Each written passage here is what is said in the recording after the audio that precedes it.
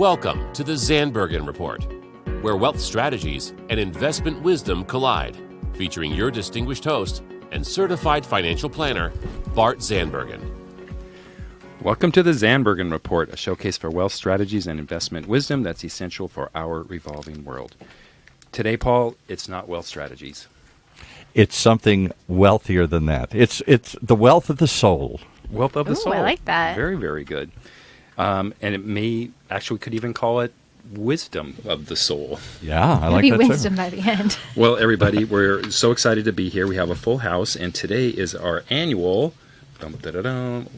holiday wine pairing show. Ooh. So in order to help with this show, we have got a full crew. And, wait, can I just open the door a little bit because there's a lot of people out there. See, they're all... We need a full They're all breakdown excited. here for sure. That's right. So we have, of course, in studio our engineer Paul. We have my partner in crime, Letitia Berbaum, and our once-a-year annual show-up only for the wine tasting show. I mean, of course, every now and again, a publicist needs a glass of wine. That's And right. when you say, "Hey, Paula, I have wine," I say, "What time?" And I am there. Can I tell you something funny here before we start here? I was a publicist for 20 years, celebrities, whatnot, and only thing you could get a publicist to show up for was free food, free booze. It's You say free terrible. food, They get a bad rep. That is not. they will show I up anywhere. Free food, free booze. Terrible.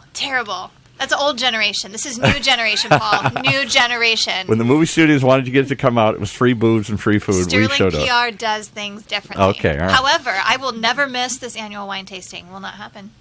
Perfect. All right, let's get this show rolling. We have got wine here on the table. It is open. Walk us through what you got first. Give a little plug to everybody here, and then you can start talking about it. So you know what? I am going to plug those as we get into all it right. because there's a method to my There's a madness, method, Paul. right. So tell us first a little background. For those who've been living under a rock, you know a little bit about wine. Yeah, I would say so. More than a little One way bit. to put it. So I have had some training. Real training, serious training. Some would call it excessive or obsessive training. Yes. But at the end, I have accomplished something called a certified sommelier, and that is through an organization called the Court of Masters. So there are technically 4 levels. There's a level 1, which just gives you some basic training. A level 2, you're then able to call yourself a certified sommelier.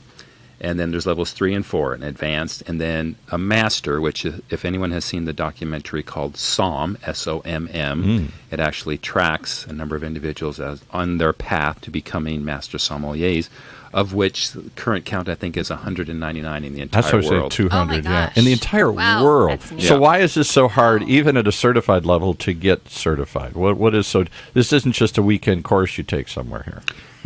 Correct. This was years of training, so much so that I don't remember if I've shared this online before, but on the last day, there was 2 days left of my training, and so I had test scheduled for Monday, and I had, first of all, let me back up to say what you need to do in order to pass the test is you have to know basically every wine in the world, where it's from. Like, really? I mean, seriously, yeah. The history of wine. You need to be able to taste the wine and determine what the wine is, and then you have to be able to properly serve wine. And do you do blind tastings like they do at the master level? Do they just give you wine and you have to know what that is and spot on what year, where it comes from, everything? Yes, 8 in the morning. So 8 in the morning, right? Yeah, Wow. first thing. Okay. And how many do they give you at the certified? I know it gets tougher as you go up, but even at a certified level, how many do they present you? So 1 white and 1 red. And I'm just going to bring you a white Just wine, one. and you got to know not only varietal, it's a Chardonnay or whatever. Correct. And you got to know winery. You have to know region, Okay. and then vintage. Vintage. Yeah. What year? Like this is an 88 Correct. or something. Correct. Because it does vary that much. Now, how in the world could any of us mere mortals ever hope to tell? I could tell it's a Chardonnay. I might even have some little more knowledge than that, but I wouldn't know if it's an 88 or a 98 or whatever. I know there's differences, but I'm not that sophisticated to tell. Yeah, so I'm not going to tell you all of my secrets, but what I okay. will say, there is a process, and the Court of Masters teaches you it's called deductive tasting. So you start out very high level, if you're looking at a funnel, and you would say, okay, obviously, is it red or white? It's white. Yeah. So now we're going down the white path. And then you would say, from there's a visual part, and then there's a smell part, and then there's a taste part. Mm-hmm. And through the deductive tasting process, it's a process of elimination. And the first big delimiter is this old world or is this new world? And by old world, just to make it simple, it's Europe, and new world is, to make it simple, anything but Europe. So everything North America, Australia, South Africa. That's a big world, though. I mean, how many wineries in California alone? There's got to be thousands? Probably close to 1,000. There's AVAs, which are American viticular areas.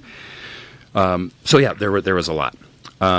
So in preparation for that, in the last couple of days, final studies are on, and I used our bedroom and our bed as my work zone. So I had maps laid out, iPads, flashcards, everything going on.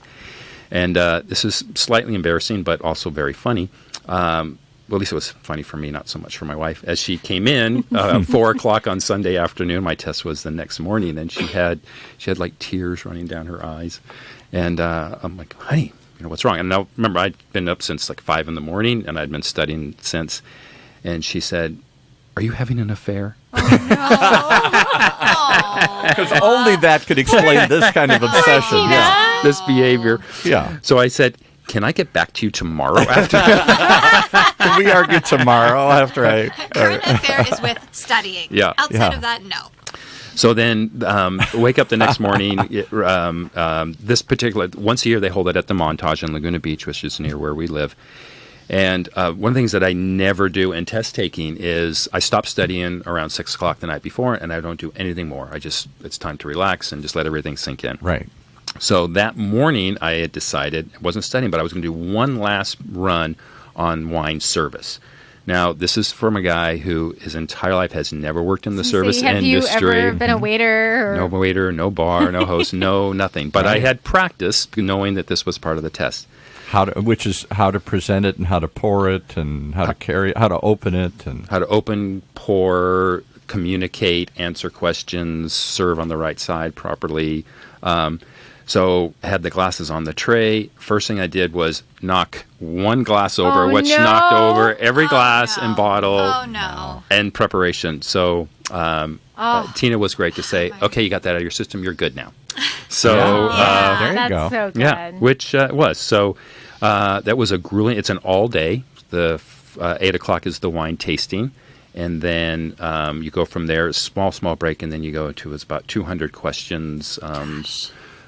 Essay, multiple choice, etc. of, again, questions about wine in the entire world, small lunch break, and then you break up individually, and there's 4 master sommeliers around a big room in the Montage, and you then are serving this master sommelier and his 3 imaginary friends, his or her 3 imaginary friends, as he dictates what each one is having, and will ask, hey, so-and-so is having this, what do you recommend as an aperitif, and then how about for the salad course, and then we're thinking about having this, and he's having that.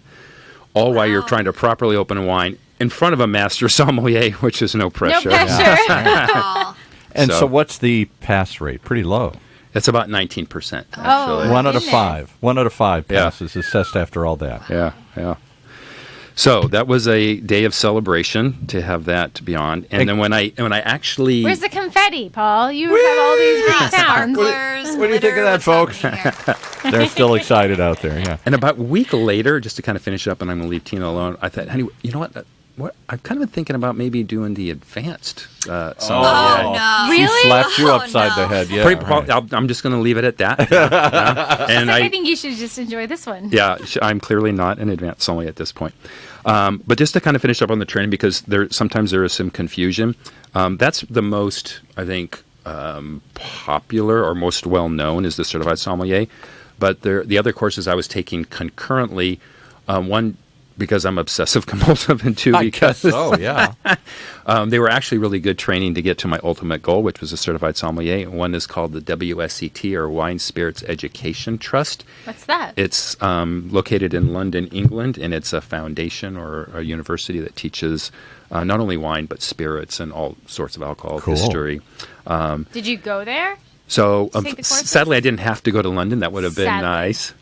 But there is actually the master sommelier, who was one of the trainers for the Court of Masters, also is in a way up on the WSET. So he was teaching courses that I went in person. Oh, neat. So that was very, very helpful. That was a couple of years. I haven't gone through the beginning, intermediate, and advanced, and I finished that. And then just because there was one thing left undone, and it was the Certified Specialist of Wine offered by the Society of Wine Educators. You need to get that. I thought, well, it's one thing left. How can I not? Right? Check every When box. did you do that? That was about 2 weeks before I sat for the Certified Are Sommelier. you kidding me? 2 weeks before? Yeah. Well, no wonder Tina thought this. Oh my God. Because nobody could be that into anything. This has to be a cover for And this something. is a hobby. Yeah, hobby. my gosh. And which is so interesting because to date, definitely the Certified Sommelier harder than any certification, and Letitia and I share like certified financial planner training and my divorce training and our securities license, all very hard, all which makes us money. To date, not one penny. Yeah, not right. one penny. Right, it Enjoyed really it? is an 100%, obsession. Right? Enjoyed Yeah. 100%. All right. So, But my favorite part is when we go to an event and they have food, and then you'll say, Tish, you got to try this one. Or we're getting ready to have a meal, and then you go try this with that, and all of a sudden It comes alive, The yeah. food tastes completely different. It's like magic for me. 'Cause So it is thank you. Because it is chemistry, enjoy after it. all. It is Yeah. chemistry of how Yeah. these things interact with one another. Now, Yeah. the thing I never asked you before is, so once you pass this, how does anybody know? Do you have a secret handshake? There's a little card? You little, have a publicist. That's what well, it yeah. is. That's right. You know, in the military, they have these challenge coins. If you're in the Green Beret or something, you get to pull it out and something here. You know, what is it that they give you? How do you? Could I just say I'm a master sommelier? I can. You have a card, right? So I have should borrow cards that this say card. I'm a certified sommelier. I have a certificate, but other than that, it's a somewhat of a small world, and so They most know. of the time when we go places, either with my wife or if I'm with Tish somewhere, they kind of already know, so we kind of get pretty cool treatment.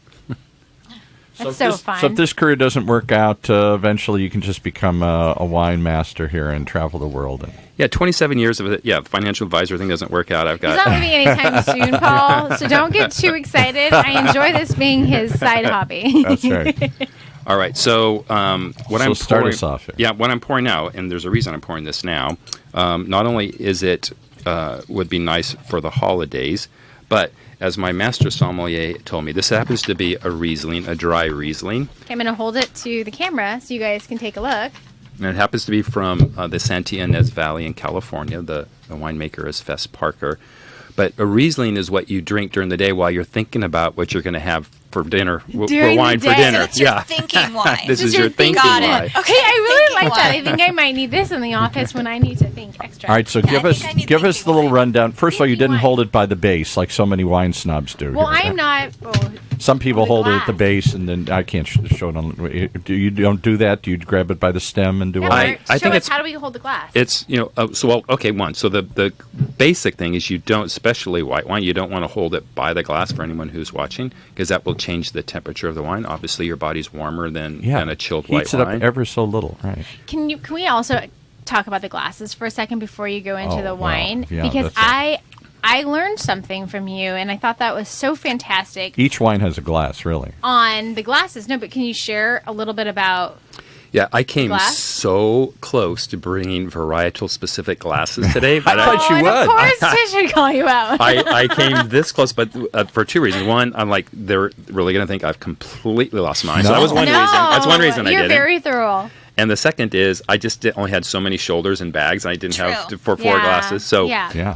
I got the most general glass I could. But to that point, being one of the world's largest, not only OCD, but also a big cynic, I thought there is no way. This is all recorded. a- This is quite interesting. Yeah. Yeah, that's good. Documenting. Keep going. I thought there was no way a wine would taste different in a different glass, right? I mean, Which I believed you, by the way.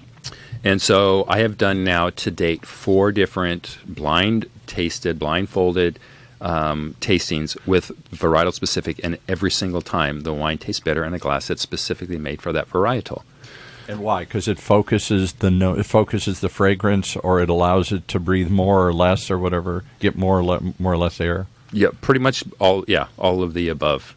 Each wine has its own different, I don't know, characteristics or parameters. Like some react to air better, some don't want as much air, some need to open up and breathe, as they say, some want to be more contained. And That's a fun holiday challenge. I think that you should put that on part of our notes from the show, because I think that would be a great game. Because I literally challenged you, and I didn't think. I'm like, there's just no way that the glass that you put it in is going to make the wine taste any different. And it actually does. And I think you have a certain brand or certain type of wine Ooh, glass. yeah, it's a certain glass. So there Riedel are no. Riedel. They're one of the probably the primary providers of they may even be the originators of the varietal specific. Shout out to Riedel. Is it Riedel or Riedel? A Riedel. Riedel, okay. Ooh, I have those at home. Yeah. So here's another Riedel story that's related. So we're getting back to. I'm going to get there. So you hold the glass not by the glass, but by the stem. Some people are by the base. It's personal preference. I like the stem. But you've probably noticed in the last few years that there are stemless glasses. So my wife actually likes those. Yeah. So I will use. So for me personally, I'll use those if there's no other option. I.e., if I have a plastic cup or a stemless, I'll go for the stemless. One of the problems is, of course, there's no stem to hold on to, so you're forced to hold the glass. But at least it's glass, so that part is good. But what about plastic, Bart? Yeah, plastic. Only That's a tough one. I'd almost rather drink out of the bottle, but I have been known to drink out of a red solo cup as needed. It's the holidays. You've seen it all. Yeah. Anyway, so the origination of the stemless glass is kind of interesting. I learned this at the Riedel specific blind tastings. So I believe it's the generation of the grandson of the Riedel family who created all the Riedel glasses. Moved from Germany, where Riedel was from. Double check. Yes, Germany. Moved into a New York apartment. Had his glasses. Tried to fit him in the small cabinets. And my goodness! The glasses don't fit. So he goes back. I need a solution. Has a solution and creates stemless glasses so they fit in his New York apartment. Oh my Of course, gosh! because if he goes, if I have a problem, there's more people that also have the same problem. That makes so much sense. Yeah, I always absolutely. wondered how that came about. Yeah. And so then So last thing on glasses and Paul, you're gonna try the plastic. Don't do it. I'm going to bring out some plastic for you. No, I just thought in case, because I can only drink That's a what I thought. little of this. Paul I may was have getting out the to. plastic I may have to cup, and pour I out thought, some oh, of these no. here just as I taste. Paul, them. you're not pouring out your wine. Well, if anybody wants to, I got a little bucket. So yeah, that's not happening in this crew here. Okay. I'll drink it all instead.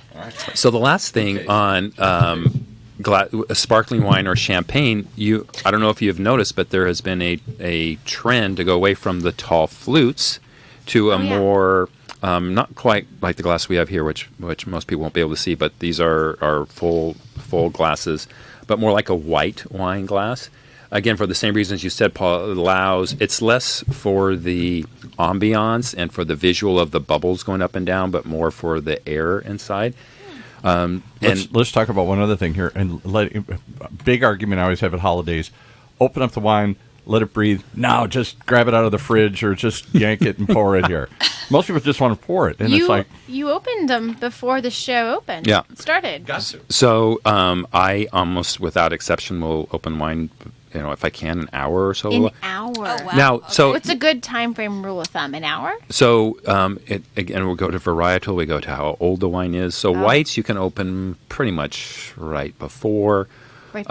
Younger wines, like especially whites, you can open right before. Older wines, especially reds, will benefit from some air. Yeah. And then that goes into also decanting. People have probably heard or seen beautiful decanters that allows air to come in. And again, in a blind tasting, there's a significant taste difference. But come on now, Paula goes out and parties all the time, so does Letitia. You guys never have been terrible. anywhere. You've Wow. never gone anywhere where people didn't just open the wine and start pouring it. Come on, tell I'm the sure truth. it happens all the time. That happens all the time. Yeah. I mean, bars, most people just open it and pour it. Yeah, for sure. They don't prepare So it. what are we drinking now, Bart? So this is a dry Riesling. As I mentioned, it's from Santa Ynez Valley, Santa Barbara County. And so originally the origination of Riesling comes from Germany or the northern France, Alsace. Riesling has a reputation of being very sweet, But they have a full range. There's like 6 different levels, and this is we're probably on either the driest or the second level. And Dry means less sweet, right? Correct. Less sugar. Riesling is also next to Champagne, which I didn't bring any today because we focused on it last time, which, as you all know, everyone seems to know, that's my favorite go-to. Yeah. So, by the way, any holidays, anything you want to eat, Champagne can go good. Everything, all day. I have a question for storing it. Can I change it just for 1 second? Yep. What would be the temperature that I would want to store this Riesling? Can I just throw it in the fridge?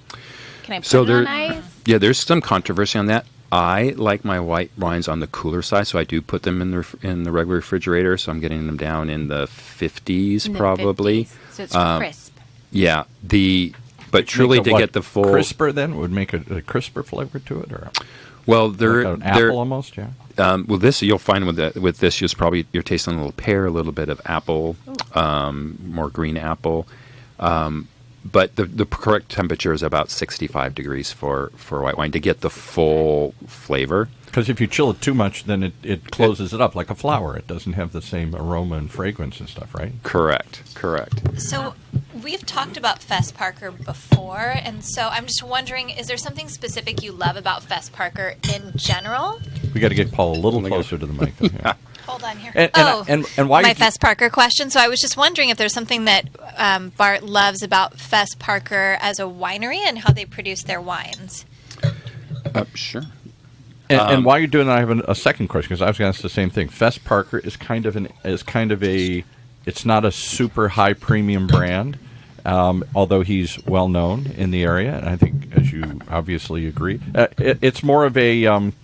I thought the wines would be unattainable that you would bring in here. That's an attainable wine. That's not the. Look at you. You think I'm a wine snob? Yeah, well, because look at your background. You're only going to drink $500 bottles here and stuff. Yeah. You drink good wine. So at the end, it's all personal taste, and to Tish's point, I drink good wine, and the red wine we have is going to be a higher price point. But so to answer multiple questions, and I'm going to add one more to the same one. It's what's the price point of the Riesling that we're drinking right now? Yeah, it's about $25-30. Okay, right. So that's something you could see at High Times or something. Or whatever. You'd be hard pressed to find a Riesling. You can find them, but to be much more than that, it's just not an expensive varietal. Okay. So to get to the Fess Parker, that's someplace I've been going to for almost 20 years. And although it does have a celebrity name, they've really, really good quality winemaking.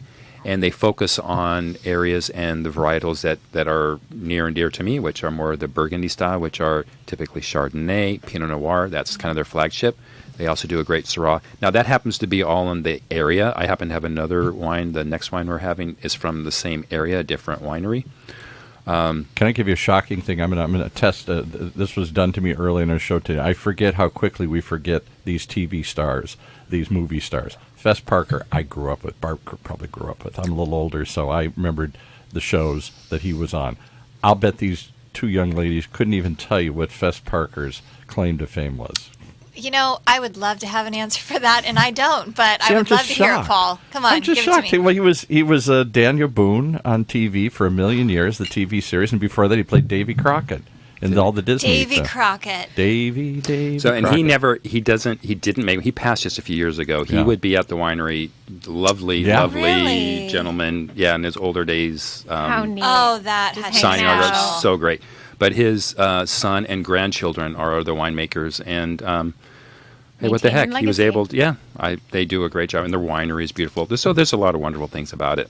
So can I ask another question? So as we're approaching the holidays, my favorite part is not only are we drinking a fantastic wine, but what food would this really complement when we're preparing Boy, you've our read holiday? you've read the show notes here today. Well, that's my favorite part overall. I want to know what will make this wine Because even better. if you don't pair it with the right food, and I see this all the time, the wine tastes great, and then they have a dinner and it's not so great. The food kills the wine or buries it or whatever, vice versa. So I think that's all true, but I think there's also to my earlier point, you're not eating all day, right? So you're going to get to someone's house, and usually we entertain. Family's house, yeah. And what are you going to drink It's like while cheese you're and crackers. snacking cheese and crackers, or what are you drinking while you're waiting to get to Right. dinner? Yeah. So That's what I would use Riesling for. That would be your white option for that. Okay. I would do that Riesling, cheese and or crackers. champagne or sparkling wine to be more What would technical. be another, like, what's How about specific? Sauvignon? How about What's- Sauvignon Blanc? Hold on, Paul. I want to be very specific Okay. on the wine that we're at. So, like, what are foods that would actually complement it? So, like, you're saying, like, the cheese, the crackers, anything else that would bring out the flavor of this So wine? one of This the best things about Riesling, much like sparkling wine or champagne, is it's the easiest wine to pair food with. So it All of goes them. It would with blend with almost all of them. you know, vegetarian, white meat. I would probably not do this if I was having a heavy steak. There's not going to be any benefit to Got that. it. But as Something you're light, you're snacks. arriving for Thanksgiving at someone's house and you're looking for something to do or to drink while you're waiting Or for Christmas or New Year's. or Christmas and New Year's. We have Yeah. a couple holidays coming Yeah. up. But I think it's the great kind of a starter for the white option. And Got where we it. live, it's typically warmer, and on the holidays we typically have nice sunny days. And Yeah. Right. for me, Right.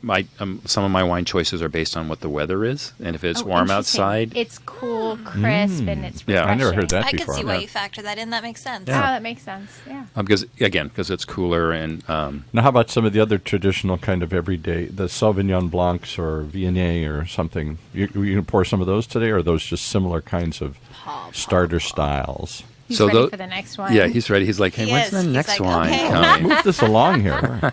Are you wanting more of your wine here? I mean, we Paul? poured Or you are more, wanting- Paul. What's Paul? happening Oh, you poured here? me more of that one? Oh, I can't. Absolutely. Oh, It says feed the producer. I gotta It run said the right rest on of the notes, shows here today. feed Here, the producer. I know. Okay. I'm trying to follow directions here. I was up to the next one here. All right. All right, So Bart. that's the sound of everyone tasting the wine. Okay, so What about dinner? What if all we're right, going to so jump leading into up- like a so- holiday meal? all right, if we're talking about we have Thanksgiving just around the corner. So what if a traditional family's having turkey and stuffing and cranberries? What would I serve at my table that I would get 5 stars from everyone? It would be a great tip. Like maybe, and then what we're going to be drinking today as well. Perfect. Well, part of what I brought today does correlate to a Thanksgiving dinner. Oh, fantastic. And also correlated to my sommelier test. And I will tell you that although I got the answer right, I did get a little mark that I could have done better Oh my gosh. from my master sommelier. And I went into when I'll bet I that drove love you how crazy he said too. that. He You- said, you- I got Sticks in that your right. memory. And then there was an area of improvement, which that's all he focused You will on. never course, forget right? that one little Of course. comment on that. Forget that I got it right. Most people are like, hooray, I got through the darn thing. He's like, that one little comment. I'll never forget that moment. So sorry. So when he asked, as we were going around, he says, "Oh, and then this gentleman's going to have a traditional Thanksgiving." I don't know why we had different things, but I said, "Well, so I qualified by saying I have 2 options. If your guest would like a white wine, it's a turkey. It's going to be turkeys are typically buttery-ish, like a Chardonnay, a nice California buttery oak Chardonnay would be great. If on the other hand he wants a red option, Pinot Noir would go great because of the cranberries, etc." And right before I got to Pinot Noir, he goes, "You only get one." Boom. So I'm like, okay. So I didn't even get like Pinot I Noir like out. options, so you're Yeah. okay. You confuse them, you lose them. Yeah. So on That's on true. my test score is like Pinot Noir would have been a better option. I'm like, tried to tell you. Anyway, so to answer your question, so for the early courses, like maybe it's everyone does things different. If you have a salad course or charcuterie, Riesling is great. A Sauvignon Blanc, a Viognier, Paul. Not many people know of that wine. It's a more fragrant white wine. I like Viogniers, yeah. originating from the Rhone Valley. What would be one that you can reference? That you would like. So Viognier. So both Fess Parker, Demetria have great Viogniers. Okay. Rhone Valley, there's a bunch of varietals. A bunch of winemakers there. Now we're talking about the Rhine, which goes through Germany and other places. This is the Rhone in France. In France. Right. In France. So I personally am not a huge fan of Viognier. My sister loves it, so when I get them in wine clubs, I just give them to her and we swap out. So Oh, she that's happens to love it. Nice. So any of those 3. And then when the main course comes, I think I always have both Pinot Noir and Chardonnay on the table. Yeah. People can just whatever they want many times. As a follow-up from our show today, will we have some Will we have wine? discounts for the wine here? No, codes not or anything? discounts. Will we have actual tangible types of wine and maybe a couple suggestions. You just want it all spelled out. You just want I'm going to go buy these 3 wines and I'm a hit. Sometimes I just want to be told exactly what to do because at the end of the day, I want to have a fantastic dinner and I want to pair it and I want everyone to be super happy. And you have great tips, and I'm always pleased. So it would be fantastic if our listeners that are following you can also follow your tips. But it depends on the food, so you got to tell them. That's what I'm saying. If so, you have scenario, we can talk about what we're doing today. Like if we were doing turkey cranberry stuffing, what would pair with that? What would be a great white and a great red, and then also what would like this. So Riesling. That's a great point. I would encourage everyone to check out our Wine Wednesdays on our social posts because we will. I didn't know there was such a thing. Because we will post. I'm going to check it. A meal. We'll post pairings. We'll post pairing options for. So you're going to do Thanksgiving specifically. We'll do that first. What day can I check this out on? Ladies and gentlemen, Bart has just it's Thanksgiving on the like spot in 2 days. Tailored our social media posting plan. Now we are doing specific meals on Wednesdays. You can check them out. Right. I will let my team know ASAP. Says our PR. That's called pivoting. And here we go. This is a marketing plan. All right, last question before you move on. Sauvignon Blanc. My wife has moved into. I never thought she'd like Sauvignon Blancs. I don't think she did for a long time. And another really light white. What do you think about Sauvignon Blancs? So you are talking to a non-Sauvignon Blanc guy. Okay. Now, I'm going to qualify that. So Sauvignon Blanc from France is called Sancerre, and that's from a region in France. I actually really do like that. Pretty much anything from the New World, especially, and this is my personal taste, so this is not meant to offend anybody, but from the hotter areas, the warmer areas like California and New Zealand, which is very popular for. Real popular. I'm going to give Blanc. a great positive plug for New Zealand wine in a moment, but for the Sauvignon Blanc, it's just too warm, and it makes a Sauvignon Blanc. And some people like this, but very grassy and bell pepper, and some people love that, and that's just not my style. And that's what they are up in Sonoma too. There's lots of Sauvignon Blancs, and they have that grassy, peppery kind of flavor to them. But Australia's huge. That's their. So I'm just going to slightly correct you. The Sauvignon Blanc is going to be more Napa, and Sonoma is going to be more of the Chardonnays. Okay, all right. That difference just going over the hill. Mm-hmm. Yeah, so Napa is going to be more of your Bordeaux style wines, and then Sonoma is going to be more of your Burgundy style wines. Okay. But for those who like it, I wouldn't pair it with the turkey course if you're for Thanksgiving or if you're having that for any of the other holidays. But for the salad or so forth, for people who like that, it's a great choice. And you didn't put my other white wine that I used to always get my aunt to drink here, which you're going to throw up when I say because it's really cheap everyday wine, is Pinot Grigio. Now, there's very good Pinot Grigios. Again, not my style, but there are very good ones. There's another great white wine that if you hear the name, you're probably going to think the same thing, but it's a very classy, when you find a good one, it's a Chablis. Yes, right. Back probably in your parents' day, Paul, that came out of a box. Yeah, right. That's all they drank. But it's true. I mean, that's what my mom drank, Chablis out of a box, and so I was always really against it. But Chablis is the northernmost point of Burgundy and the Burgundy zone. And it's actually a Chardonnay grape, but they don't use any oak in the fermentation. And it's what do they do? Steel barrels then? How do they avoid the oak? Yeah, steel barrels, and it has more of a gravel kind of texture or tone to it, and it's much more crisp. And if we're traveling to Europe or if we travel to like French Polynesia, which is a French province, it's very available. It's not as available here in California, at least at restaurants. It's a great choice. Okay. All right. So there's your whites, ladies and gentlemen. So we're almost that is part of the whites. So now, at least here in studio, we are going to go from and hopefully you'll see the difference in color and in taste. We're going so to if I were to have, and we're not going to wash out the glasses and change them and everything. Oh my goodness! So the best way to wash it out is to pour the next wine in it, swirl it, and you can toss it, and then or slug it. Wow. I'll toss it because I got to work all day here today. Okay, so toss that. So Tish, you had a question. Oh no, go ahead. So look at the color difference. See how this one is like. Yeah, there's a big color difference. I like Chardonnay, so I'm not going to be biased. I'm going to be biased. How did Chardonnay become the go-to wine? Was it? Oh, sorry. Can't see. Can I tell you one quick story here while you're pouring? I got I'm not pouring very good. I got a chance to meet the great Emelianenko Gergich, who I believe was the first winemaker to win an award in France. Wow. When everybody thought California wines were just box wines and would never compete with the real French. In a blind tasting, he did win back in the 70s. And he really perfected this kind of, with lots of what has malolactic acid in it, which makes it have a buttery flavor to it, this buttery Chardonnay that became California's go-to signature. Maybe overdone here. So all that is exactly correct, and it's a great winery. And I've seen him. I didn't meet him, but I saw him at the winery a few years ago when I was there. And the whole malolactic fermentation and the heavy oak, which was a big California thing, is really starting to kind of reduce.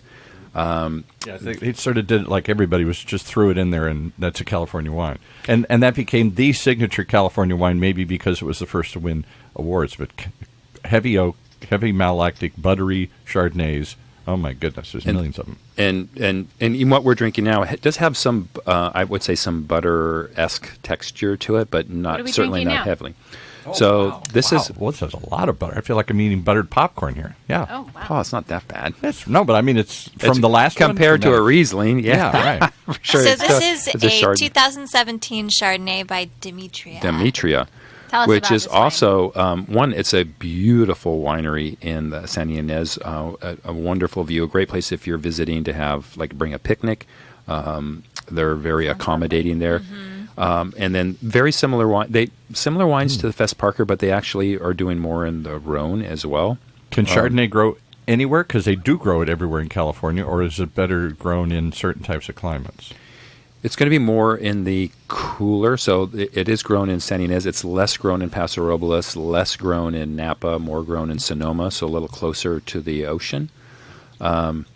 Demetria is a relatively new winery. It's a Greek family that came in I think within the last 10 years and have done a really, really good job. I like this a lot, and I think it would be great with... What would I pair it with, Bart? Definitely, this is a Thanksgiving if you're going to have a traditional or buttered turkey. Popcorn if you're having buttered popcorn. No. Paul, that actually the best pairing of a buttery Chardonnay is buttery popcorn. Is it really? Yeah. Oh, okay. Yeah, I was good just job, kidding. Paul. Right. Good job. I got one. So, Paul, you can order this when you go to the theaters that serve wine. Witness. Amen. Thank you, Sommelier. Or sneak it in your bag. I have never heard of this winery before, and this is really spectacular. What kind of price range is this at? This is in the 30 to 35. Okay. Again, so you're not hitting me with. I thought you were going to bring in this unattainable stuff that I can't. What's the? You haven't outpriced. Give me a couple of really high end California. I can't think of Hanzel. Is that one? So Tish and I had one at an event that we bought. Somewhat unknowingly, that ended up being like $150 a bottle for a Chardonnay. It was amazing. Benedict, that was a Sonoma. Okay. That was a beautiful lady on the cover. Yeah, yeah. So Benedict. delicious. I still have a bottle or two left. Have you I have drank all one yours? bottle left. Yeah. So this is relatively affordable, and this is maybe for not everybody, but $30 a bottle. That's not out of. It's really delicious. So what would I pair this with? What kind of food? So again, I mean, for holiday time, if something Holiday, but in general. Just in general. This also is in my opinion, this is you don't need a food. I meant to reference this earlier, and that you just like to drink. No to food your needed. I meant to reference this to Paul's point about complementing food, and yes, a lot of wine does complement food, but there are certain wines that I think you can drink without food. Yeah, i.e., rosé all day. But there, and I think Chardonnay is also a wine that you can drink without having to pair with the food. In my opinion, and the California Cabernets, I know a lot of people like to drink them by themselves. I personally cannot drink them without having a big steak or something. Because it's got a lot of acid in it, and it needs something. And the tannins that kind of the meat helps to kind of cut it and offset it. But on the other hand, this all day, I could drink this. Okay, well, I've heard a wise tale that you would have whites or a Chardonnay with a fish. Am I wrong? That is a white, really good fish? general rule of thumb. Chicken or fish, like a white meat, white wine. Got Very, it. very general. But what you accompany the food with or how you prepare the food, like, for instance, I drink Pinot Noir with chicken all the time. Really? Okay. One, because I think we're going to get into Pinot Noirs next, and I'll tell you the different variances of Pinot Noir. But There's a Pinot Noirs that are light enough in body that I think it still goes well with chicken, or if you do chicken with with a pasta sauce or some sort of a red sauce. Okay. So or whatever accompaniments you might have with it. So could I mix this during the holidays? So could I have this during the appetizers then? Again, it's light, snacky. It doesn't really matter really what I'm eating. I would say yes, as Chardonnay? long as it's not too heavily oaked. And I think, unlike Paul, I don't think this is overly buttery. So I could drink this all day. I didn't mean to it just was such a giant contrast from To the other Riesling. wine. Yeah, for sure. And this is maybe because I grew up in that era, the 80s and all this stuff. I love this kind of style wine. I understand why it put California on the map. Christmas I present love right now. this wine. This is my style. And I know it's been overdone, overblown, and they're paring it back, and there's fewer and fewer. But this is, to me, quintessential California wine. Little oak, a little bit of butter, spectacular flavor. I can drink this all day. So I will share a story that almost qualifies as one of my most embarrassing moments, but I'll just embarrass myself again. This is a good show. Yeah. So we've talked about the oak and the butter, and which has been reduced, but at its peak, when Chardonnay was really, really buttery, there was a particular group of the population that really enjoyed this kind of wine.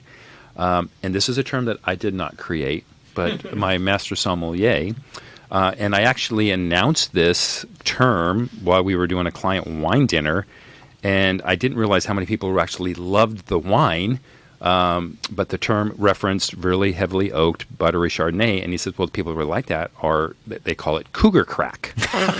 Oh, boy. See, this is why he invited the publicist to the show. That's now right. I got to PR this situation. That's right. We'll edit that piece out here. I just crack. knew. Really? Oh, It is kind of cougar crack, though. It's the older, wild Well. woman looking for the... Okay. I mean, what's what next? would this be without a little humor, right? So we're going to move on to the next wine. Yeah, let's do Now, that. can I ask? I'll preface this with another quick story from Mike Gergich, the early one of the 2 or 3 famous early California winemakers that put California on the map. Mondavi, Gergich, some others. I met him in a wine tasting. This is like the late 80s, early 90s. He was still alive. And funny little man, a little beret. And so I had some of this really special buttery from some special year, 84 or something or whatever. It was a good year. It was a good year, and I'm holding on to this. Is that a good year? Is that when you were born? That's probably. when I was born. And I'm You're drinking welcome. wine tonight. And I'm drinking this stuff, and I go up to him because I was so concerned. I didn't have wine cellars. I didn't have controlled wine. How long should I hold this? What I would do? What should I do with it? I bought cases of this stuff because I loved it so much, and I wanted it to last. I said, "What should I do, Mike?" He said, "You must drink it." Let's move on to red. Okay. Okay, well, And then hold let's on. also talk about maybe other meals, I was other going to holiday say, meals. Yeah. So I'm not a giant traditional turkey stuffing kind of fan. I know, it's crazy. But what if we mix it up a little bit? So what if we have like prime rib or tri-tip? What can I mix? What can I serve my guests? Not with the that? last wine, because it would get overwhelmed by it. Well, no. So Bart said I can do that for the appetizers and when people walk in. But what does it look like for the main dish? People are sitting down and they're going to have tri-tip. It's red, baby. What? You're going to have well, some no, red. I know it's red, but what red would Okay, really so- complement that? There's part of it's going to be personal taste, and part of it's going to be obviously driven by the type of food. So Or enhance the flavor of yeah, the food. so but that better be a sigh of This guy pure knows, joy. This guy knows what he's talking. Yes, Did guy. you try the Pinot? The Walt? Can I Pinot? just stop you for 1 second here? Right? He's an ecstasy over there. I got to tell you, love this really. wine. So we've had 3 wines here. Okay, a Sauvignon Blanc, which a Riesling, Riesling. which I wouldn't have expected Bart to ever do. I thought he would put his nose up at all Rieslings and that kind of stuff because it's not as Paul, what am I sophisticated. going to do with you No, right Paul, now? I actually agree with you because I thought the same thing with Bart I didn't think he'd before. go there at all. But he loves Riesling. That was really drinkable good and really call. nice. Yeah. Then he hit my sweet spot, the old California's buttery Chardonnay, and as night and day different as that was from the first one, this is night and day different from that one. This is. Talk about this. What makes this so spectacular? Is it more depth of flavor? Is it more? There's more to this. It's got lots of stuff going on here. Okay, let's right. clarify what the heck we are even Yeah. drinking Oh right my now. God. So this is Walt 2000. What is should be 16, I believe. 2016? Yeah, 2000. I never even heard of this. I actually think that's 15. It's a 15. Yeah, 2015 Pinot Noir. Pinot Noir. So what makes this so great? And the other thing I'll say before you launch into that is I went to a Pinot Noir event in Brentwood a year or two ago. And I walked away thinking, I don't know what Pinot Noir is. Some of them were light, some of them were heavy. There isn't I know what California Chardonnay tastes like, oaky, buttery. I know what Sauvignon Blanc tastes like. It's light and, grassy or whatever here. I don't know what Pinot Noirs taste like. Are they still experimenting and trying to find what it is, or is it just a freer range of styles? You're experimenting. So there is actually a range, and I was referencing that earlier. Pinot Noir has light body, and then it has much full body. I am a big fan of the more full body, which is what we're drinking now. So Walt Winery is the kind of the sister of the Hall family wine in Napa. So Walt is in Sonoma. Catherine Hall is married to someone Hall. I forgot. She could marry me. I'll get divorced. Right. This is good. So her maiden name is Walt. So she named this wine after her father and her maiden name.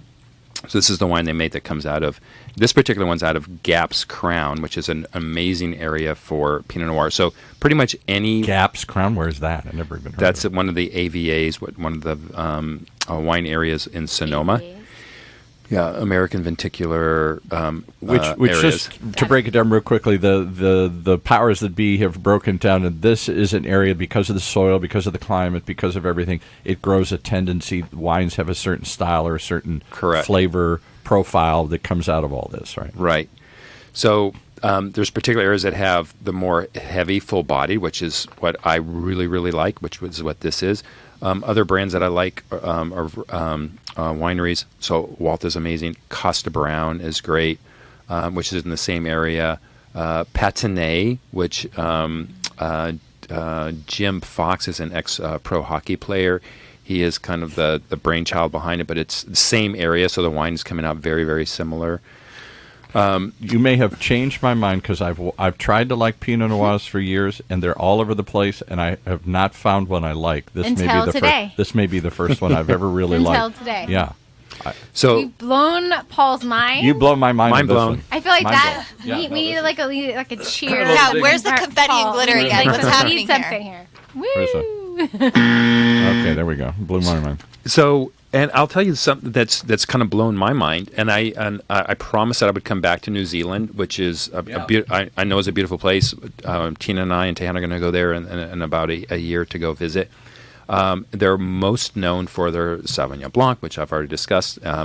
However, the South Island of New Zealand is coming out with some amazing Pinot Noirs that are just like what we're drinking right now. I had no idea. Yeah, most of the Sauvignon Blancs are in the North Island. There's two big islands, and most of them are grown in the North Island, which is warmer, and the South is colder. Yeah.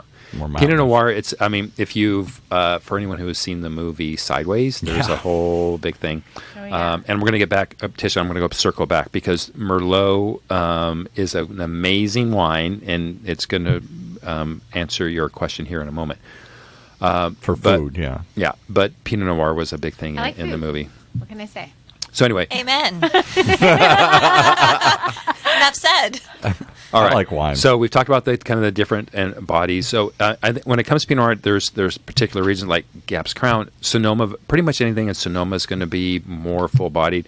Another area, and until New Zealand came around, about the only area that I thought I would like Pinot Noir from, other than this area, was Willamette Valley, Oregon. I was going to say that's what they're known for up there because it's colder and whatnot. And Chardonnay, so it's more similar to Burgundy in France. So pretty much anywhere you go in the world, they're mimicking the old world. But I went to the Willamette Valley and I tasted all these like Sideways, and I've been up to Santa Barbara where they were and stuff, and none of them wowed me. This is maybe the first one I've ever had that really wowed me. We're here to please Paul. Stick with me. Stick with me, kid. Man, oh my gosh, you hit me. You said Pinot Noir. I'm like, next.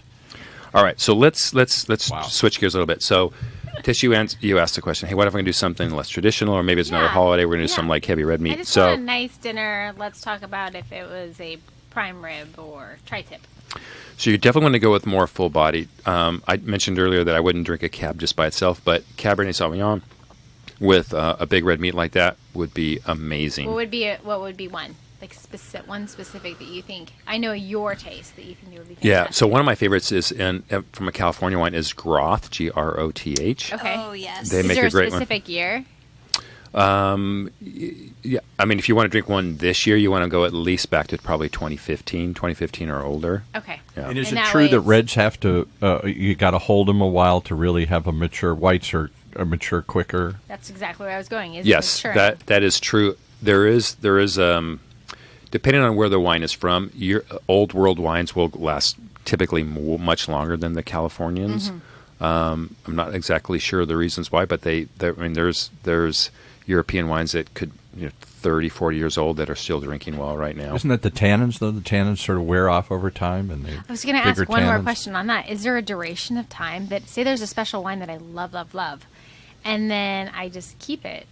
At what point is it too long? How do I know duration of like enjoying it, letting it age, and then it's just met its max? Part of it's going to be the varietal. So Cabernet Sauvignons have a long duration. You can Okay. keep those longer. But there's a second part of that. There's When you other say factors. duration, sorry, I just want to be more specific. You know me, I like numbers like 7 years. Or you can hold 3 10 years or 10 whatever. Oh, More, 20, yeah. 30, 40 Yeah, years. right. Okay. Yeah, Okay. yeah. Thank you. But it's how you hold it. I think that's where it's going. Yeah, thanks, Paul. So it has to be the right temperature. It has to be stored with a. I know Keep no the one can see cork what I'm wet, doing, but the yeah. cork down so the cork Facing down. doesn't get corked and the cork doesn't like evaporate or into the wine. Because then it opens up and then it breaks down and the wine. Hold on the a air gets second. in. Wait, hold on a second. So my wine fridge at home is straight. Should I have it be tilting down and then Oh, it having has the cork? to. It's got to stay. The Wait, cork. oh, Cork got to that's stay it. wet. Hold on a second. No, Point wait. here. Hold on Put a little second. like thing on the back so it. Your wine So it fridge lifts it has up. them Thank- flat. It's got to tilt. Your down. wine fridge probably has a slight tilt. You Oh, don't- does it? I Yeah. mean, I just It should. Yeah, have it every for- wine fridge would have to. But it's Because you don't want the tilted. cork to dry out. If the cork Right, dries out, then right. it breaks down, the air gets in, and it's a mess. Okay, you have to understand, like the listeners and myself, I don't know this. So this is great information. We don't know. So how do you store it? You keep it at a slight degree. just so the cork is wet. the cork is Yeah, wet. so it doesn't need and much that of an way it'll angle. last longer. Correct. So yeah. So I have a food no question idea. that I'm going to interject here. So I don't eat meat. Haven't for years. I love dairy, but I don't eat dairy. So typically during the holidays, I make a pasta dish, and the sauce is made from butternut squash that's pureed with garlic, and I always put in grilled shrimp. What Wow. wine would you put with that? Yeah. I feel like this is Jeopardy now. Ding, ding, I ding, know. Ding, Yeah. ding, I ding. trust no one more than Ding, Bart, so ding, I am ding, asking ding, this ding, question ding. to him. That's So, a rough one. I think a Pinot Noir would be great there. I think a Grenache, which is a red, which is okay. a lighter, less full bodied. There's a wine you never see anywhere, Grenache. South of France is where it originates from. I I know, think that but would be here- a great one. Go to a restaurant and order Grenache. Rosé all day, baby. I think her I love rosé. it. Now I have my 3 suggestions for this See? meal This that is- always This debuts is so this time of year in my helpful, Bart. household. Can I This be is the only great. one in the audience who has a little bit of wine knowledge who's shocked that you even bring up the word rosé? Because that was like Chablis. That was my parents' box kind of wine. Rosé, Chablis, all that stuff. So you need to you got to break out of that old world. Blue Nun, Is whatever. that a Now, dating trust me, thing? it Age. it was not easy for me to come out and say these things. Yeah, right. It's coming out. Rosé is not something most wine snobs say, oh, please, let's have some rosé. That would be like Actually, they laugh no. at The you. wine snobs and the wine professionals They know. these days, they know. Yeah. So the people who are pretending to be wine snobs like me, you say rosé. Oh, another great one. This is less known. This is in the most southern area of Burgundy, but a Beaujolais. Have you heard of that? No, I haven't. Okay. Yeah. So it's a lighter red, but that would be amazing. Where would you find that? Okay. What region? Most southern part of the Burgundy region of France. Okay. Yeah. And then I want to make sure we have all these things going on. So, Tish, back to your thing. So, I also think a Zinfandel, a red Zinfandel, would be great because it's full-bodied, big, heavy tannins that would help cut through your tri-tip. I'm a huge Red Zinfandel fan. Oh, my gosh. A So if you don't Rombauer like it- Red yeah. Zin. Oh, my Paula, gosh. Paula, you and I'm I gonna are buy you in a bottle. sync here. It'll yeah. change your life. Okay. So let me stop you for 1 second here. You hit my favorite of all times. I love Zinfandels, especially the ones from Mason Northern Office California like that that, too. have been around for 100 years, these old vine Zinfandels. And Zinfandel is one of those wines they really cannot determine where it came from, right?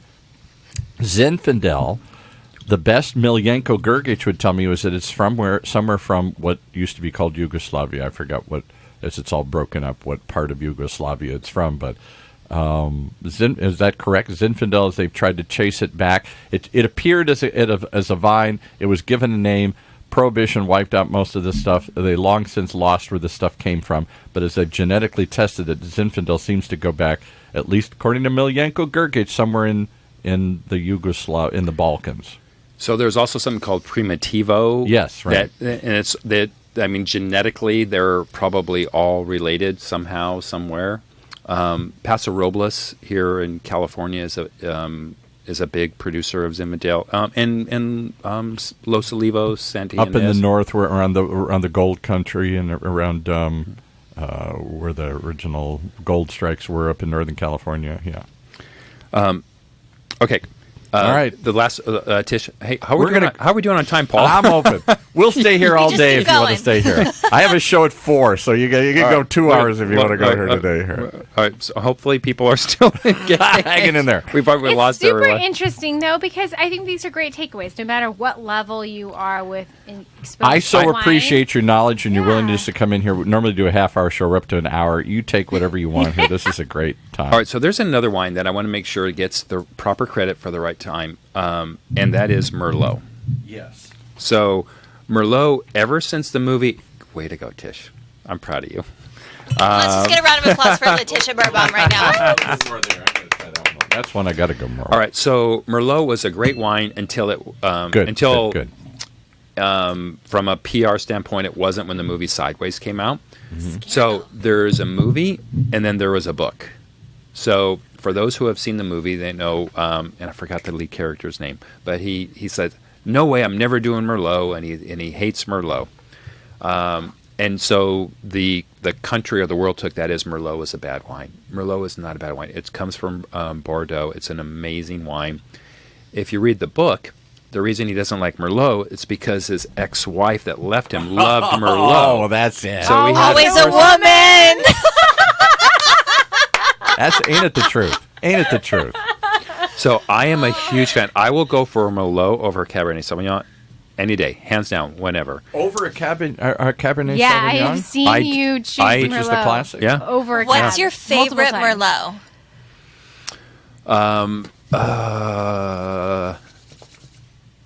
Dark chocolate. What? That's what it's called. It's called dark chocolate? Yeah. Where do you find it? Who makes it? I will never be even heard of looking it. for this tomorrow. Yeah, it's from Napa, and I haven't got it in a while because I always look for. Does it have any Pinot sort Noirs. of chocolate characteristic to it? Well, Merlot in its characteristics it kind of has like a chocolate undertone. Mm-hmm. So it actually is great with chocolate. I would choose that over. A Cab. What year? Gosh, you guys are killing me Years here. are tough. Forget about years. We can ask. We feel comfortable. So I go 2015, 2010 to 2015 probably. And so also Merlot is one of the everyone has heard of Bordeaux. So right. Bordeaux. So who here thinks that Bordeaux is just Cabernet wine? I kind of did a little bit. I kind of did a little bit. You guys are just afraid to put your hand up. I guess I would have thought, yeah. Okay, so here in California, it's the French version of Cabernet wine, yeah. Yeah, so in California you have a Cabernet. It's pure Cabernet, which is probably one of the reasons that I don't tend to go straight for that. In France, if you get a Bordeaux wine, it is a combination of Cabernet Sauvignon, Merlot, and then Cab Franc. And then you have left bank and right bank. I'm getting super nerdy and technical. So on one side it's more Cabernet based. On the other side it's more Merlot based. I go for more right bank because it's more Merlot based than it is Cabernet right bank based. of the Seine River. Is that? I'm like, what is right bank and left bank? Oh, river banks of the river. Got it. Banks of the river. Now let me throw question, Tish. Let me throw that. I wasn't sure either. If they're not confused enough. The way they categorize wine in Europe, in the old world, is different from the way they categorize it here. They do it by a region, and they do it by varietal. There, it is different, right? So each region has different characteristics. There's like Grand Cru, Premier Cru, and that's in Bordeaux. Burgundy has that's Burgundy. Bordeaux has theirs. Champagne has theirs. Everyone has different characterizations, but they do rate them. And when you're in the elite area, like the premier cru, then you're going to get the top dollar and so on. But they don't categorize wine by varietal. They don't just say it's one. I mean, a Bordeaux can be a blend. It's by well, again, it depends. In Bordeaux, it's by the village, and then Merlot. And then in Burgundy. So let me ask you the really hard question. I've never come up with an answer for this. We're all, if you think you're a wine snob at anything, you're only going to drink a varietal. I'm going to drink Cabernet. It's 100% Cabernet. But there are blends that you can buy at every winery where the winemaker says, no, a little of this and a little of this. I think it'll be drinkable today and it'll taste better. Are you a blend guy, or is that just for the masses? I go blend any day, hands down. Yeah, which is more like a Bordeaux. I'll do a blend over. And I just got introduced. I know it's been around for a while, and I'm on a list to be on the allocation Saxum. I'm not trying to plug it in, but I'm kind of plugging. It's out of Paso Robles, and there's so little that they have to give out a certain amount to certain people. Correct. Super expensive, but a great, and it's like 8 different, like Petit Verdot, Merlot, Zinfandel. It's an amazing blend. Can I pre-order a Zinfandel through you? I'm placing my order. What's the Argentinian varietal that they use to blend so much? Malbec. Yeah. That's quite often. It's rarely do you see a Malbec on its own, but it seems to be a common. If they are going to blend, why is Malbec a good blending wine? Great. Some people my sister and my stepdad, they love Malbec by itself. I don't really care for it. It's more of a cutting wine to me. It's really high in tannin, but it just works great in the blend. Okay, I have another question. It's completely off your notes question. Yeah. I enjoy great salads, and sometimes I have chicken, sometimes I have fish. Rarely I'll have like a steak with it. Right. What would be a wine that I can have at dinner? Now, typically for me, I'll do like a champagne or Chardonnay, my personal preference. But in general, what will bring out the flavor of like a salad or greens? Boone's Farm. Oh, Paul. Going back to the another PR situation. Going back to the Davy Crockett, Daniel Boone analogy. Do they even make Boone's Farm anymore? I don't think. I don't even know what that is. No, you don't need to. I mean, depending on if you want red or white, I mentioned the Beaujolais, which is harder to find here, but if you go to some of the higher-end wine boutiques, a Beaujolais would be great. Like an everyday salad. I want to have a delicious dinner at home every day. I'm not just talking about the holidays. Something I can enjoy. Yeah. Maybe so my two go-tos, and I wine. eat a lot like you, my dinners are always a salad, and if I'm going to have wine with dinner, it's either a Pinot Noir or Chardonnay. So it depends if you want a white, you would go with a Chardonnay. If it's hot outside, I'm going to do a Chardonnay. If it's cooler, like we've had the last few days, I go Pinot Noir. Oh, so the weather dictates your choice of wine. Yeah. Interesting. Puts me in the mood. Huh. Okay, that's really great. So the last thing on yours, a Syrah. I don't want to spend too much time. Did we talk about if I were going to have an Italian dinner? So let's go there. So Syrah, if you're going to have the big, heavy red, red meat again, I think that's another kind of with the Zinfandel and the Cabernet. Yeah. So if if you're going to have a big Italian, my brother is married to an Italian, and so we go on Christmas Eve. We have she does a big lasagna with all the big red meat. You're speaking my language. I know. Not the meat part, but the lasagna and the cannoli and all that good stuff. Hey, I know. I'll make you a cheesecake. Don't worry about it. I never asked. Is Paula Italiano? I don't even know. I am half. I'm Sicilian. That's why I'm spicy. Interestingly enough, I got to stop you for 1 second since we're doing this in slow motion here. We have several Sicilianos that come in and do shows here, and they constantly remind me, Sicilianos are not Italianos. This is scandalous. Scandalous. Yes, we are. It is. I mean, it's part of Italy, but this is a different heritage. It has Greek. It has North African. This is a different breed of cat than. Yeah, I see why they say that. I am still Italian. Don't let anyone fool you. Thank you. All right. So, any other final tips, Bart? You want to give us some wines? You want to make sure we Italian. address? So one of my favorite nights of the entire year is Christmas Eve when we go to my sister-in-law's because she is a great Italian cook. She does their lasagna. She'll do big meatballs. That's my one night where I eat like lots of carbs. I'm good. I'll wait. More confetti and glitter just happened when you said that. Hey. So. And I will also tell you from a sommelier training, like Italy is the Achilles heel, at least for me, and most soms will say the same thing because there are the regions are really small and there are hundreds, if not thousands, of varietals and regions. But if you're having like the meatballs and the red meat and all so forth, so a Barbaresco, a I'm getting hungry, by the Nebbiolo. way. I should have brought something for us next And those year. are wines you just do not see. Why do that make it into the common wine? You don't see Nebbiolo, you don't see Barbaresco. I've never heard of these. yeah, I'm so tell glad you us more. said this, Paula, Yeah, these are because you're saying obscure these things varietals I don't only in know. Italian. I don't know. Where are dictionaries. these Explain. normal? Can I So- find them at my local grocery store? Where do I find these wines? I think it's where we live. It's regional. If you go to just like a supermarket, it's going to be California wines, right? Because we happen to live in a wine region. My supermarket has everything. It's just broken down by region. Then go to the Italian region. You'll find those wines there for sure. Those are some of the primary. Chianti is another one. Chianti. Okay. Barbarello, Barbaresco, and these are all really big Cab Zin style wines. Okay. Big, high tannic. My favorite of all the Italians is called a Super Tuscan. Paul, do you know what a Super Tuscan is? When you showed me the list here before, it was the only one I'd never heard. I know the Tuscany region of, I'm like, I've been to Italy, but Tuscany. I I'd love never heard of that Tuscany. as They a have great variety, wine. as a style of wine. No. So I mentioned earlier, I like blends, right? If I'm going to go right. somewhere, I'm going to go blend. So Yeah. a Super Tuscan takes something that it's referred to as international varietals, and that's like your Cab, your Merlot, and so forth. So it's a blend of Cab, Merlot, Zin, and then it brings in also an Italian, like either a Nebbiolo or a Chianti or something. And so the blend of that, I think that's my favorite. If I've been I'm bringing having wine, spaghetti and meatballs or lasagna. Now Super again, Tuscan. Chianti, That's what I Chianti is one of those banished wines. White Zinfandel is one. Bring out the flavor of my wine, of my food. But these Super wines Tuscan. that have been that have been trashed through the years because my parents Chablis, White Zinfandel, and Chianti. Those all sound like cheap, just 60s wines. No. So Chianti age is- doesn't have anything to do with it. I mean, from a period of time when they just made cheap wine. Right. So Chianti is in the Chablis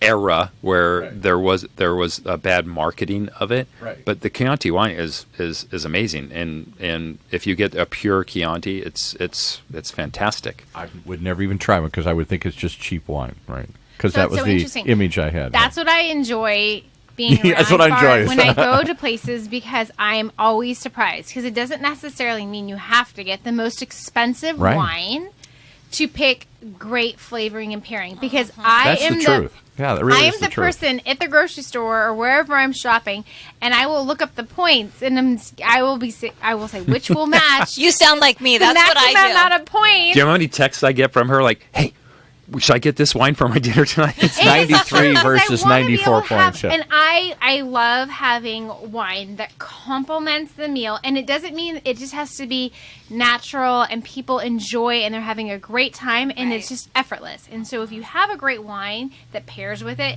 and I have learned so much from Bart, and that's why I ask these questions, because these are great takeaways for everyone. And if you can enjoy, say you're having great company, and then if your meal is just so What if much it's bad better, company? Then just give them some junk. your meal In is the so box much wine. better, and then the wine makes the food taste even better, and you're enjoying it even more. It's just an even better experience. And so I am so thankful for you, Bart, always sharing with me, and I'm thankful for you sharing with the audience this information, because it's great. It's great knowledge. So let me ask. hope it's helpful. What hostess doesn't want to be the hostess with the mostest? Oh, I mean, yeah. come on now, right? know. Like, we all want to have these incredible parties. So, yes, Yeah.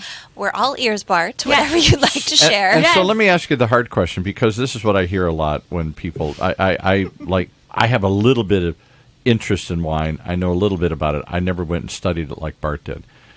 And I start to tell friends or something, and they're like, "Oh, you're just one of those wine snobs. I just drink what I like." I said, "Good. That's really the ultimate compliment Yeah. here. It's Drink your what you own like." preference.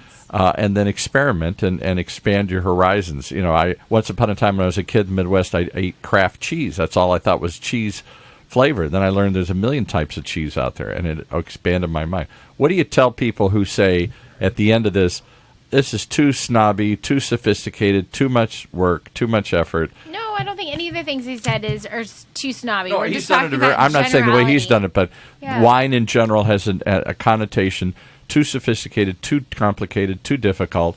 I'm just not going to go there. It is overwhelming. I do have to say, Yeah, when right. you walk into a store and there's all these regions, Billion all wines, these billion flavors, choices, billion. you don't know where to go. So, Paula.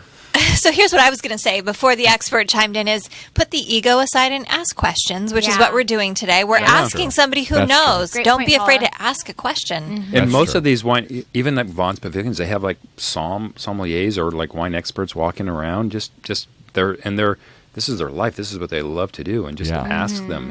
And I realized, because I was once overwhelmed as well. It's really tough. But at the end of the day, and I get this so often, like it must be so difficult for you to choose a wine, and how is it? I'm like, at the end of the day, it's like, just pick what you like. Yeah. Right. And like, so I bought some couple of very inexpensive and moderate priced wines, and one that was more higher priced. But at the end of the day, it's just what we like. You shocked me what you brought. You brought Fess Parker. I wouldn't think a certified sommelier would ever go near Fess Parker. You brought in wines that you tell me that you like Chablis. You tell me you brought in a dry Riesling. All these are things that usually my perception of wine snobs and wine experts would stay away from. We're blowing your mind, Paul. You're blowing my mind. Mind Paul, blown. Hashtag. You haven't met on this post. As our clients might know, Boom. my favorite emoji is boom. We're going to cheers to that. Cheers. Yeah. Happy holidays, Happy everyone. holidays. Yes. So grateful for all these incredible tips. And Paul, Yay. we can't do this without you. Yes, Well, Paul. I appreciate that you bring in. I'm willing to open the doors and let. I hope people have stuck with us the whole time, because it really is an amazing compendium of choices and time stuff. has flown by. And that's the idea, is to open your mind to it, not to overwhelm you and say, "Oh, I feel stupid. I don't know. I'm going to stay away from it." Jump in. The water's fine. It's fun. It's fun to explore. The water's fine, but wine is better. Yeah, exactly. Thank you, Bart, for sharing Thank you, all Bart. of your This was amazing so knowledge. much fun. Thanks everyone for who has tuned in, and we'll Talk for 2 more seconds here, because I got to get your music up here. All And right. happy Paul, holidays. happy If you have holidays, questions, feel everyone. free to send in questions to podcast@bartzandbergen.com, or you can tweet us. You can connect with us on Facebook, Bart DM. Zandbergen. Send us a DM on Instagram. Find Bart Zandbergen or Letitia Berbaum. Otherwise, we'll be back Somebody next tweeted week. in once, what's the number one question people ask you? So you obviously studied at an intense level wine, and you've shown today you know a great deal about it. What do ordinary humans like us ask you? What's your favorite wine? Yeah. Honestly. Yeah, right. We And what just would want you a say little to them? You piece say of champagne knowledge. is just kind of a go-to thing that works with anything. You know, we Champagne didn't and even Burgundy. talk about bubbles today, and that's Yeah. my favorite. And literally, that's one of my favorites because of you, Bart. Yeah. And I've been exposed What to do you so many hate? great What do you stay away experiences. from it? You say, no, that's just not me. Not that I it's feel bad, like we but need you a just whole don't like nother it. podcast on I bubbles. think we do, yeah. Yeah. I know. I'm volunteering to come in again. I Just so will you know. too. What do you hate? What do you Bubbles. not like? There's no wine that I hate, but as I mentioned earlier, I don't go for Cabernet Sauvignon Blanc, a New World. And as the world becomes more sophisticated as to wine, the Chinese market is huge. Other areas are opening up. What do you see? What's the hot wine? What's the new wine? What's the wine that's coming that hasn't gotten enough attention? Pinot Noir, maybe? I mean, Pinot Noir is certainly one that has gotten a lot of attention. It's on every wine list, but I just can't tell you what a Pinot Noir tastes like. Sometimes they're light. I can't depend on it. I go and order it. Oh, It's that's too preference, light. so That's don't too you heavy. think, Paul? This is preference. Well, because there's certain styles we've come up with. We know what a Chardonnay, California Chardonnay is going to taste like, predictably. You know what a Cabernet is going to be big. You know what a Zinfandel is going to taste like. It's got lots of tannins and other things to it here. What's the wine that's coming up? Is there any hot new one that's coming up? That's a great question. And straight from the publicist, you have to tune into @BartZandbergen on Instagram. Check in on our social media. I'm trying to get it all in one session here. All right. Thanks, everyone, for tuning in. Thank We'll you. see you next week. Cheers. Tune in next week for the latest edition of the Zandbergen Report, Tuesdays at 2 p.m. Catch up on our recent shows by visiting bartzandbergen.podbean.com.